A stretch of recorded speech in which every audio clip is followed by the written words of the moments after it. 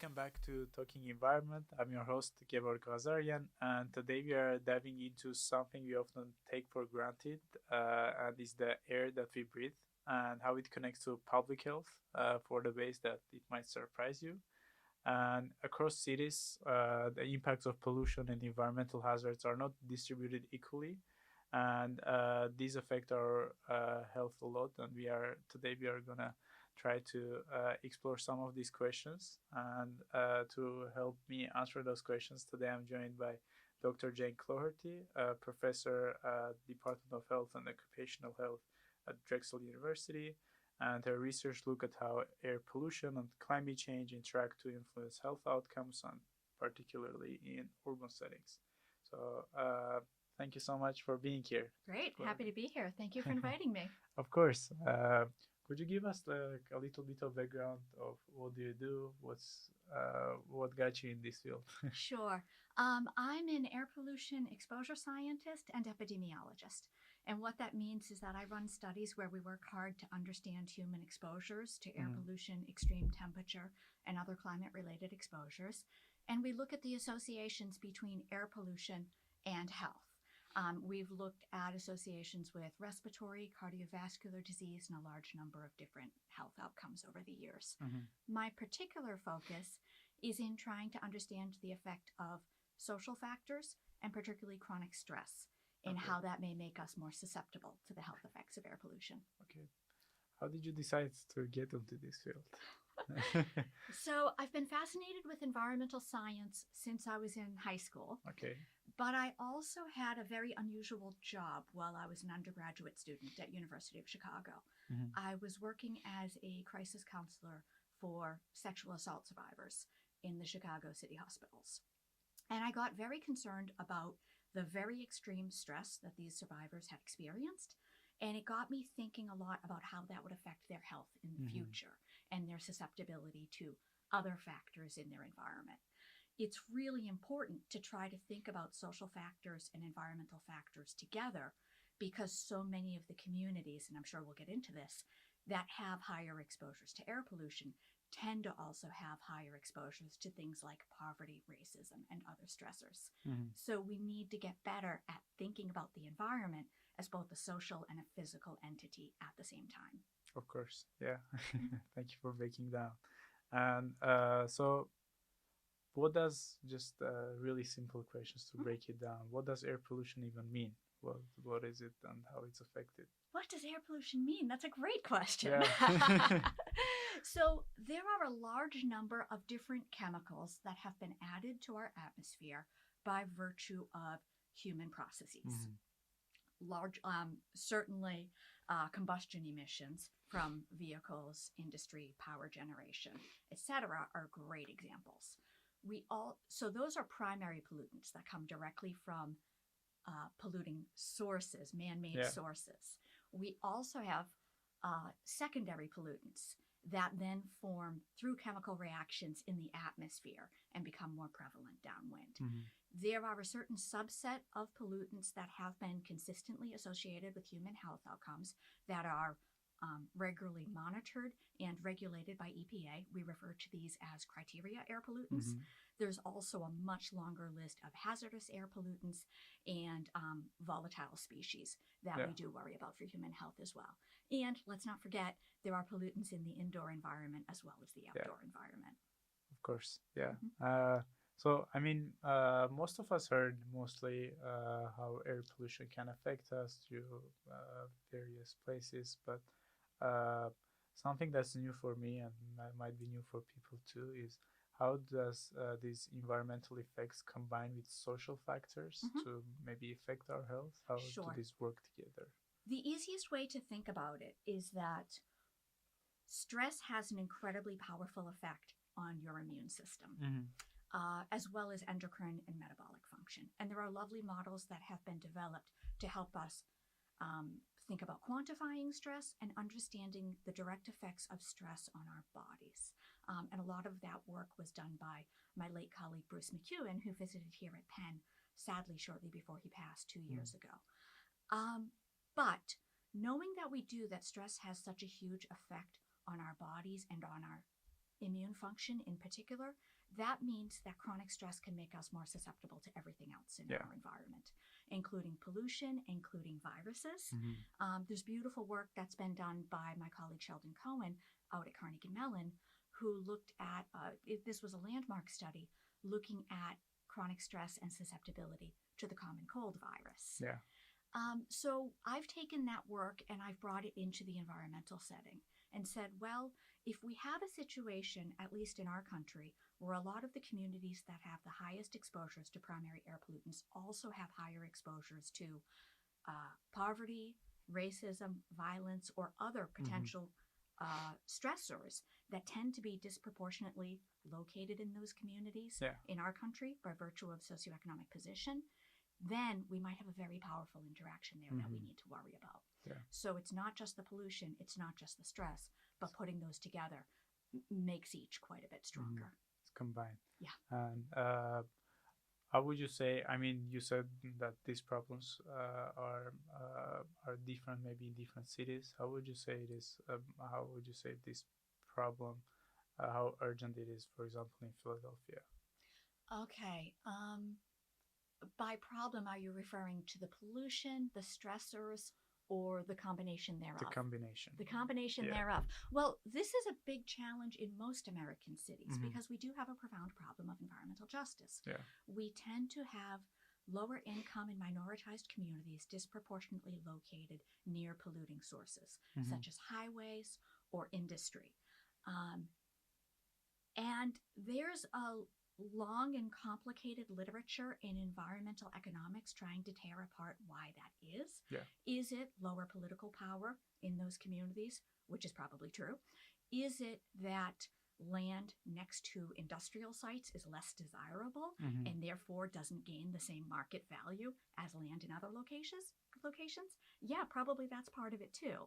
It's probably kind of a twisted chicken egg that those processes have been in place for a really long time. And those are believed to be part of the reason why once redlined communities back in the 1930s still have disproportionate negative health outcomes today.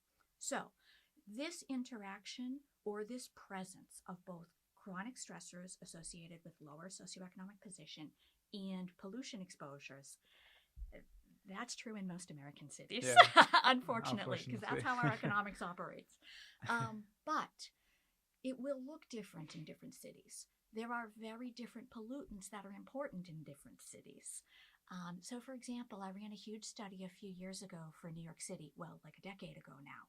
And there we were looking very closely at specific constituents within fine particles that were tracers of oil burning emissions, because that is a huge pollution source within New York City due to, since been deregulated, or re-regulated, but at the time, enormous amounts of residual oil being burned for heating and hot water use in the large buildings of Manhattan.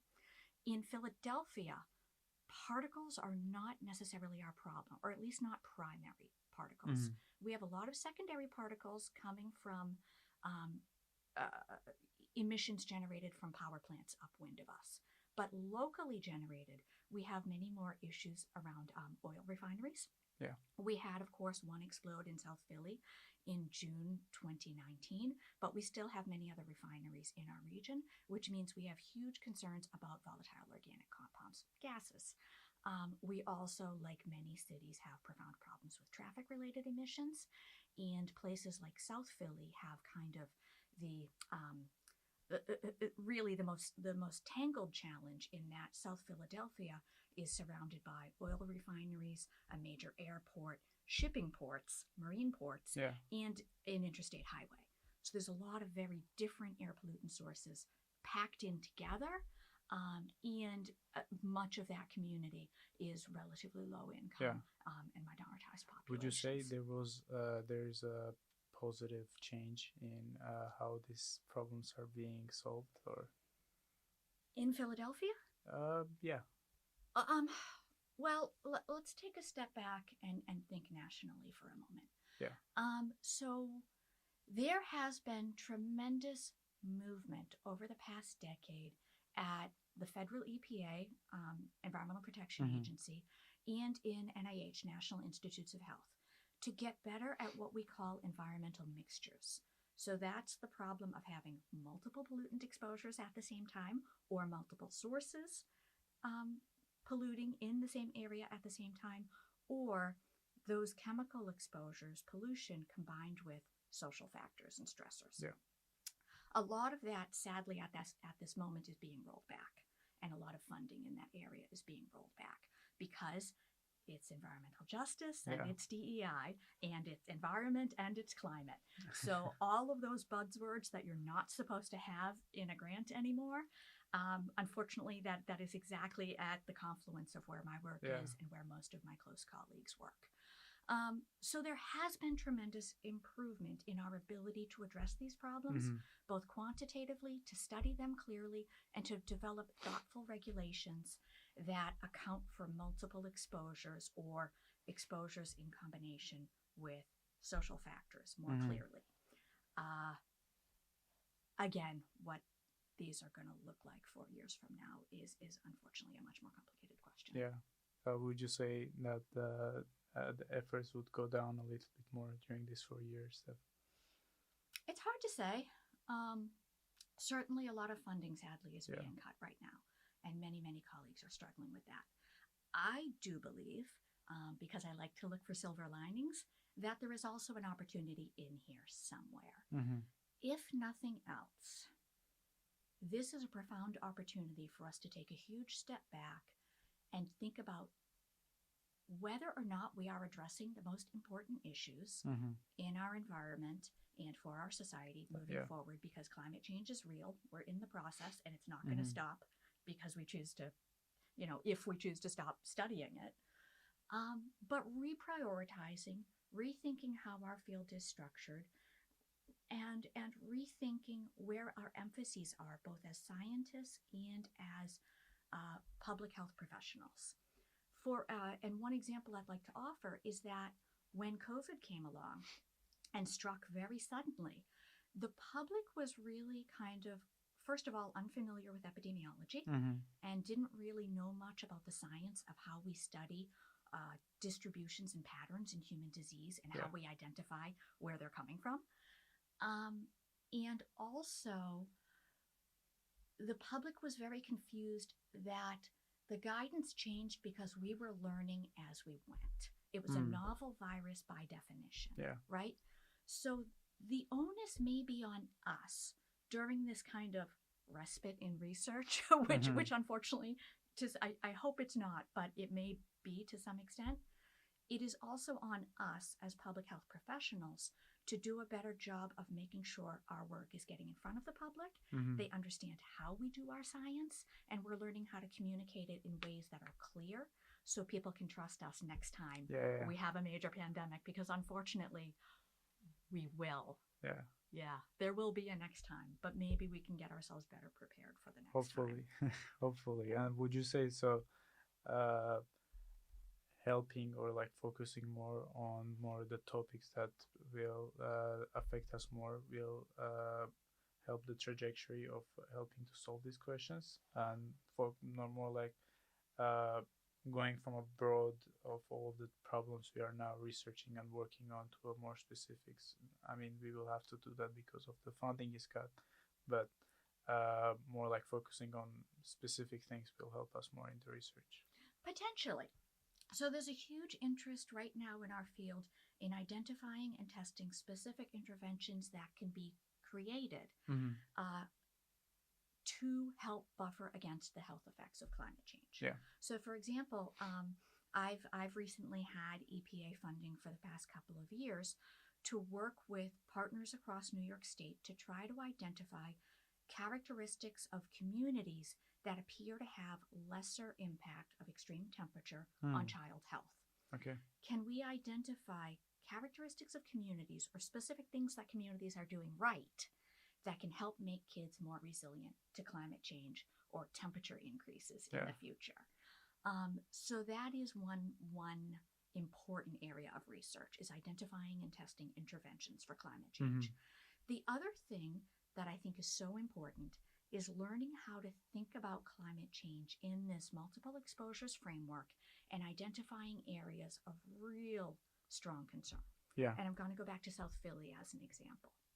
I mentioned that there's a huge complex mix of sources in and around the South Philly community today, but it's really important to remember that there was also the East Coast's largest oil refinery operating there for 150 years, much of that time before modern environmental regulations.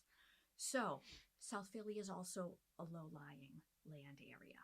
There will be flooding in the future with climate change, and a lot of legacy chemicals embedded currently deep in the soil are going to start visiting us, right? So thinking about identifying those areas today where we need to start planning and creating either structural interventions or other forms of interventions to help people remain resilient and healthy as the climate continues to warm and our climate continues to change. So important. Yeah, you mentioned about public health and how climate change is starting to affect it. Are there currently any ways that the climate change already affects public health, or more? Absolutely, absolutely. We need to sort of get out of the habit of thinking about climate change as purely a future phenomenon, because we're in it. We're in it. We are in it. And there are very strong health effects that have been documented from heat waves, for example, patterns of flooding, patterns of drought, mass migration, and a lot of political instability that is being affected by climate change. So the health effects are already very much real and are already being documented in the epidemiology. One area that I'm very excited to move into that has not been a huge part of the climate and health conversation, at least within the context of environmental health yet, is actually projected increases in interpersonal violence under climate change. And as I mentioned all the way back at the beginning of our conversation, that exposures to extreme stressors, violence is potentially number one, can have really profound effects on perceived stress and immune function. So if violent crime does continue to increase in the way it has been shown under climate change and as it's projected to continue to increase under climate change, we're going to have huge increases in exposures to an extreme stressor in combination with continued increases in exposures to heat and multiple air pollutants associated with climate change. So we could have very profound interactions impacting the population's health in coming decades. I think one of the problems that we have is people tend to think of climate change as something that is going to happen in the future, and people think about it more like we're in it. More like if we don't do something now, we will have problems in the future. We will have problems in 10, 15, 20 years or so. Nope, we're in it. We are already having more severe storms. We are having in new patterns of flooding, new patterns in temperature increases and pollution increases. We year on year have the hottest year on record. We've been in this trend for quite some time now. Yeah. I think it's important to highlight for people that it is actually urgent, and more like bring this topic of urgency to the conversation. And unfortunately, just because we're not studying something doesn't make it go away. Yeah. We're not going to be able to hide from climate change. There's no hiding. Definitely. Yeah. And you also mentioned that the study that you do between the New York State of what are some examples of communities that tend to be more resilient to these changes, and how can firstly let's what are some examples of what did you discover? So an enormous area of interest among our partners across New York State was schools and school-related programs, transportation to and from schools, free and reduced price breakfast and lunch programs, and the quality of school buildings. School life is changing rapidly for young people, and it looks very different in rural areas than in urban areas. Of course, in rural areas, kids travel much further distances to school, and the school building often has a lot more influence on its community. It can be a gathering place. It can be a vaccine distribution center during a pandemic. School buildings are commonly used for purposes beyond the school day. So we have one of my excellent doctoral students, Lisa Frew, is diving in now to understand anything and everything that we can in data to describe schools across New York State and try to identify characteristics of those schools in the material environment, that is the built infrastructure of the schools, the educational environment, the educational quality they provide, and the social environment, that is the amount of social support available to the young people in school by guidance counselor, teachers, etc., and social cohesion within the schools. That may help to buffer health effects. Particularly as that study is focused on child health, it made a lot of sense naturally to focus on the local schools. Yeah, definitely. Yeah. What would you say are some other buildings, for example, rather than schools, that we should more focus on and make sure they're resilient for future changes? I guess you could say any building that's an important gathering place for individuals. And those can be municipally owned or those can be private buildings as well. But making sure that our infrastructure is resilient to climate-related storms and temperature extremes in the future, yes. But also making sure that these spaces are accessible, particularly thinking about cooling centers, for example, which are often public libraries or senior centers or local community centers. Those places may take on increasing importance.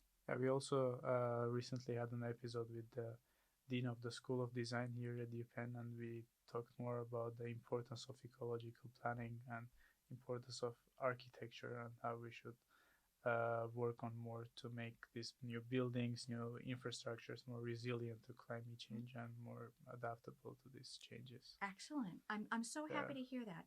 And also, I would like to emphasize that not only do we want to make sure that the building itself is resilient and available and able to offer climate control and such as needed, but also thinking about the interior of the building, the materials that are used, and the health of the occupants inside. Because oftentimes our indoor air quality is actually worse than outdoors because outdoor air comes in and then we add a lot of other chemicals and activity within the indoor space that can make our indoor air quite unhealthy. I agree. And moving on, also, I was also wondering. So, climate change also affects. You said affects the social life, social factors of our life, and it brings also stress and other factors. How would you say are some measures that are used to track these changes, or are the changes already evident in the research, or is something we project? Well, there are groups that are doing projections for expected increases in violent activity, interpersonal violence in coming decades. And if I remember correctly, off the top of my head, again, caveats on that, there might be projections for around 6 million additional violent crimes in the U.S. per year. In coming decades. So it is kind of quite a profound increase. And again, to the extent that we have challenges worldwide with political instability, forced migration due to violence, a lot of low-lying island countries need to relocate their populations, for example. Those are going to be opportunities for tensions to arise. So hopefully, there are certainly a lot of countries in the world that are collaborating responsibly and working to help support. So those cases would be because of climate change, or? Yes. However, most people who move country would report that it is due to, say, a lack of a job. So they went elsewhere where work is available, even if the underlying reason why they lost their job is, for example, drought conditions, right? If they used to work in agriculture or other conditions leading to poverty and lack of jobs in their country where that actually have an underlying cause in climate change. Also, I wanted to talk about the importance of, I mean, the environmental health and how the government and local city halls are working toward this. Mhm. Uh, would you say there was a positive change during the last years and the work they are doing? Are they also trying to involve the academia, trying to affect tackle these challenges? Right. So there is absolutely a space for large cities and city governments to step up and do Mm-hmm. a lot of the work of climate change that we wish may be more Yeah.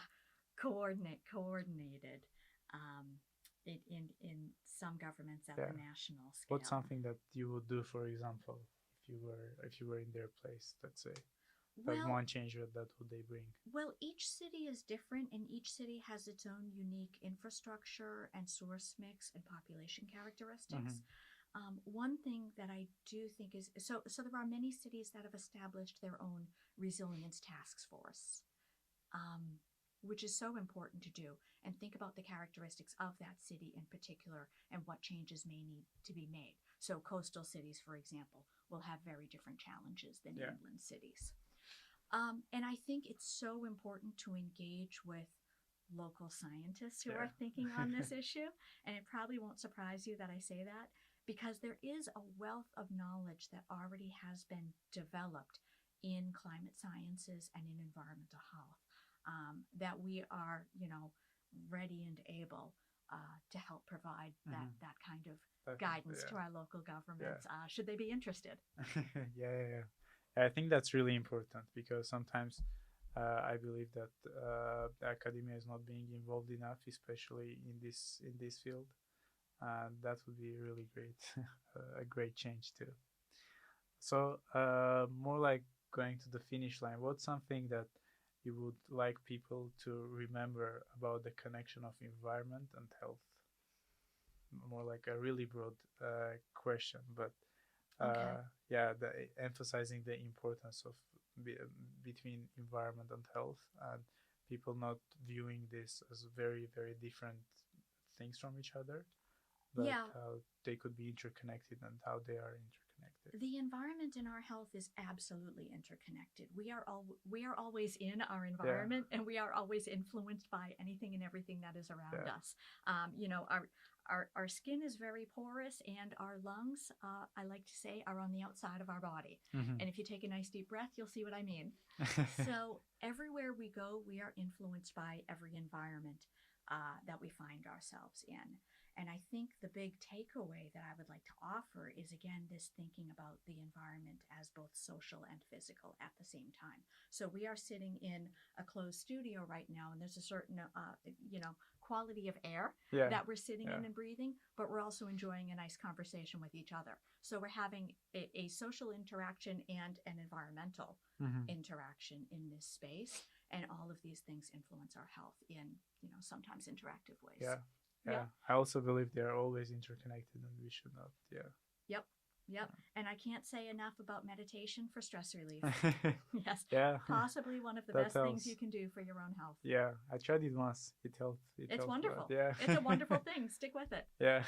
Alrighty. Thank you so much. It's Yeah, been a of joy to course. chat with you today. What's something that you will have a message for maybe people who would like to be involved in a field that you are in right now?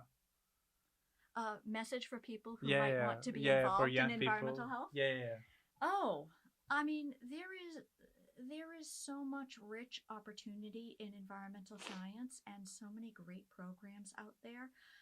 Some that are within schools of public health, like ours, some that sit within, you mentioned, for example, the architecture yeah, yeah, department, or in chemistry, or in biology, or policy or law. The environment and environmental studies offers so many different unique angles to it, and so many different perspectives on which you can study the quote unquote yeah. environment. There's plenty of space here for everyone.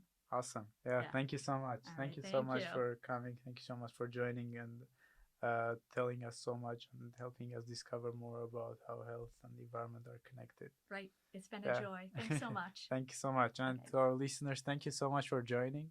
And make sure to follow us on YouTube, on Spotify, and Apple Podcasts. Thank you so much. Until next time. Bye bye.